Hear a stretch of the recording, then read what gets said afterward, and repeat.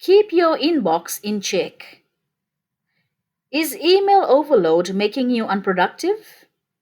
Email management expert Tim Hines shares his recommendations to keep on top of the email inbox. By Sonakshi Baba. A large part of our professional life revolves around email. On average, a professional interacts with 120 emails in a day, which can cause inbox overload and often gets in the way of doing productive, high value work. According to Tim Hines, director of Spacemakers and creator of the Email Ninja training course, when you get dozens of emails in a day, you need a workflow and habits to support your system. Hines says there are only so many hacks and automations that you can implement to help you manage high volume email.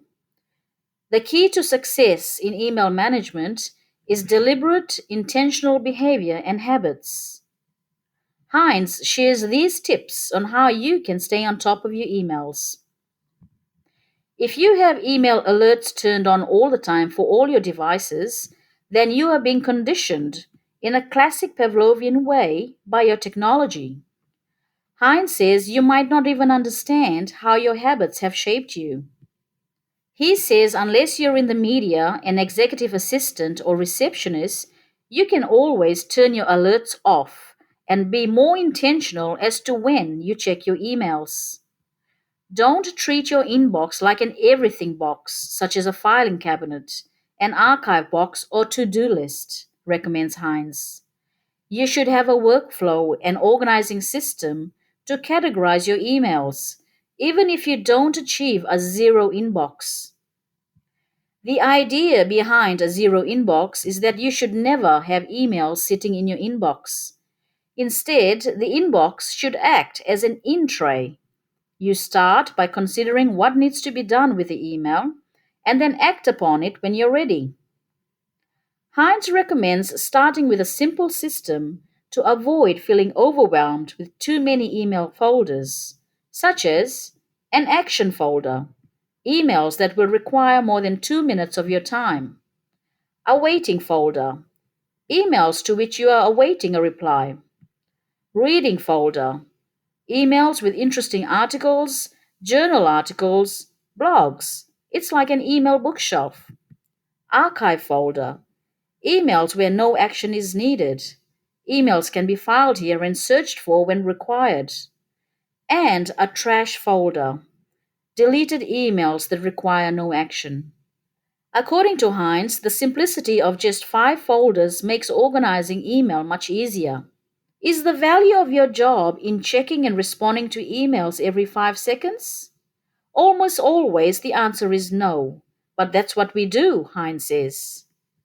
Hines points to research that most knowledge workers can get away with checking emails 3 to 4 times per day. If you check your emails at intervals throughout the day, you can still be responsive. Someone will hear from you within 3 to 4 hours, which is acceptable, instead of being reactive and checking emails 40 times a day. The compulsion to check your emails is a battle that even the most seasoned zero inbox followers struggle with. Hines says one reason for this is we have neurotransmitters that release dopamine in small doses every time we see and react to a new email. The average person needs 23 minutes to get fully back on task after an interruption. He has a solution for those struggling to resist inbox grazing. Check emails every hour on the hour, he says.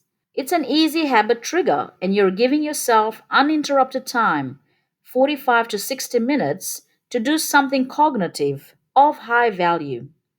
Hines' top productivity hack is to rethink your morning routine.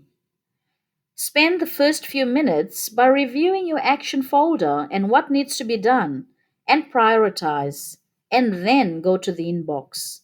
By starting in the action folder, you're more likely to prioritize emails effectively.